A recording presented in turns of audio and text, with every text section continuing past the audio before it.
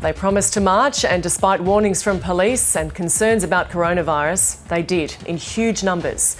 Well over 10,000 people took to the streets of Sydney today, calling for justice for Indigenous Australians and expressing solidarity with the Black Lives Matter movement in the United States. A last-minute appeal overturned a Supreme Court ban on the protest, forcing a dramatic change in tactics by the authorities. Police dealt with one counter-protester, but the demonstration proved as peaceful as it was powerful. Mark Reddy was there today. The people can march! It was a small victory, but one that was welcomed by the thousands of protesters who gathered at the steps of Town Hall in defiance of the law. That this march is authorised. It's authorised. A Supreme Court decision to ban Sydney's Black Lives Matter rally was overturned, meaning no one would be prosecuted for violating public health orders. That's why we're all here, regardless of what the Supreme Court said. I think it was really important for everyone to get together for the one cause. Before the march got underway, a counter-protester was set upon by the crowd before he was arrested. It's not a racist comment, it's just saying that all lives matter. It's been too long since we've had justice, and it's time for something to change. This is my generation that's going to grow up and change the world, and this is where change starts. For the family of David Dungay, who died in Long Bay Jail, the similarities between his death and that of George Floyd were too much to bear. It's so heartbreaking, but at the same time, it makes me angry. They were charged straight away, and look at us. We're still standing here, trying to get justice for my brother 5 years later. We just want justice so my little brother's spirit can rest. Social distancing was hard. Some went to extreme lengths to escape the bottleneck. A heavy police presence helped escort the crowd through city streets. Black Lives Matter! Black Lives Matter! Their message was loud and clear. It's up to everybody just to get behind us, and we've got to walk this walk together. I'm here because we need to have the Aboriginals' rights. The protest has largely been peaceful, but emotions are running high. Many of these people are carrying placards referencing police brutality and photographs of Indigenous Australians who've died in police custody. At precisely 4:32, there was silence. Protesters took a knee in honour of the number of Indigenous Australians who've died in custody since 1991. It was an act of solidarity with those demonstrating in the United States. I can't tell you the number of times I had guns drawn to my face just because of the colour of my skin. It's 2020. How long does it have to go on? A call to action for Indigenous Australians that's even reflected in the night sky. Mark Reddy, ABC News, Sydney. Well, it may not have reached the predicted numbers, but thousands of people defied coronavirus warnings to march through Melbourne CBD. The Black Lives Matter protest followed similar protests in the United States. But there was none of the violence or property damage seen in US cities as the protest moved peacefully from State Parliament through the city to Flinders Street. And while police still plan to fine the organisers for breaching COVID-19 directions, those who took part are hoping their message did get through. Elias Clure reports. It's a global movement making plenty of noise, but today's Black Lives Matter rally in Melbourne began with a minute's silence. They were told not to come, but they came out in force. 432 deaths. That's one every single month for 29 years. About 10,000 people defied COVID-19 restrictions to protest on the steps of Parliament in solidarity with global demonstrations sparked by the death of George Floyd and seeking justice much closer to home for the Indigenous Australians who have died in custody. It took the murder of George Floyd, an African-American man, to put the spotlight on Australia's shame. No, Mr. Morrison!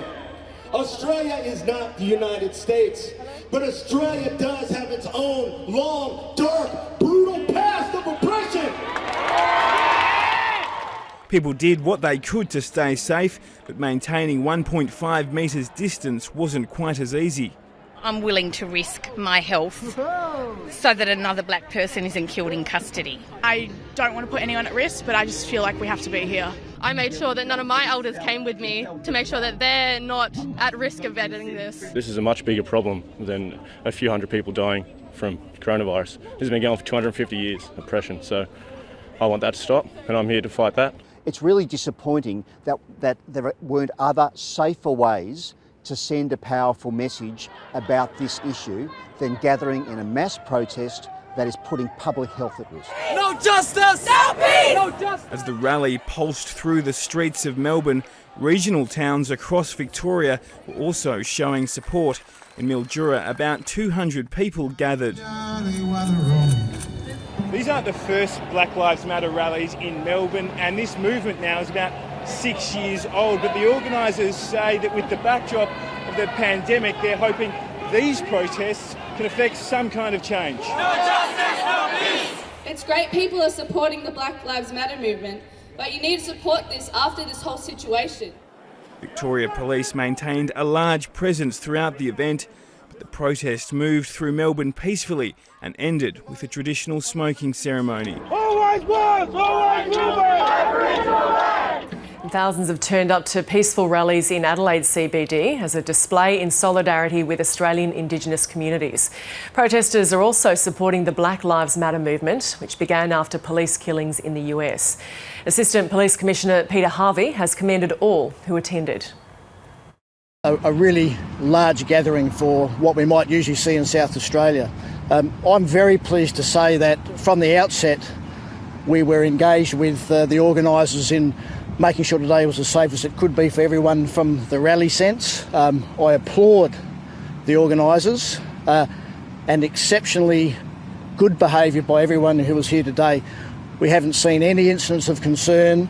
There were no arrests, no injuries, and people had a chance to have their say and be out in the public on what is a very topical, emotional and relevant issue in today's society and the purpose of the march today. So my thanks to the South Australian community for one, the way it's been managed today, and two, the way everyone's conducted themselves. We were making comment today, if you go back many, many years, this will be one of the largest ever. I think the vision speaks for itself. And yet people were able to walk from the square down to North Terrace, exceptionally well managed by the organisers, and so yes, the largest and I would say the best run event I've seen for a long time. But one of the requests we put out when today's rally was that people try as best they can for social distancing.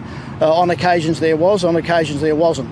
But it's very difficult, as you would have seen, in such a large crowd, and I'm sure many people, families, children and those who have keenly interested also in this topic from today, came here not knowing how many people might be here, but with the intention of doing the right thing. And a lot of people did try, and I must commend them. It's very hard in a small space, but I'm pleased with what happened, and there were no altercations or anything unusual that would take it for more than being just a rally that was run well, and I'm pleased with that. We're all here today to support, obviously, what's going on in the African American community as well, but also to represent what's been happening on this soil as well. The injustice, the continuous injustice of our people here. And it's really important for us to be here today to represent all people of colour today. As a young person here today, what does it mean to see, firstly, the number of people here, but also the cross generations, the many generations that are here? What does it mean for you? It's a really significant thing to even be here amongst so many people, and that all races are here to support something that is so significant and important in the history. This is history making. So yeah, it's really important for me to be here and for so many young people to be out here supporting each other for the next generation and the future generations here in Australia, and to create a uniting community in the future. Yeah. And so it does feel like a really historic time. Yeah, it does. It feels, you can feel it. You can feel the strength of people here. Yeah. An estimated 30,000 people have packed inner city Brisbane to protest police brutality against Indigenous Australians. Parts of the city were shut down as huge crowds took to the streets. Social distancing was impossible. Much of the crowds wore masks. And despite clear breaches of COVID-19 restrictions, police appeared to stand back. Calls for justice rang out as they headed to Musgrave Park, the group demanding a better future for minorities. It was a peaceful event despite the intensity of the crowd. Here's what some protesters had to say. That's why we're here protesting together, as one, as together. If we can't do that, well then I don't know what's going to happen. You know, we all got to come together, man. You know, we got to stop these black deaths in custody. You know, same, but all lives matter too, but black lives are the ones that are at risk. You know, peace, no justice. We need justice. We need justice. I think if everyone just sticks together and do the right thing by everyone, you'll be fine. That's what I think anyway. I thought it was really inspiring, and I was just shocked to see so many people come out in mass like that. It kind of blew my mind. It was awesome. And what are you here for today? What's, I guess, the most important thing that comes out of this? I think that we don't think that these are just American problems, like it's happening right here at home, and we need to do something about it.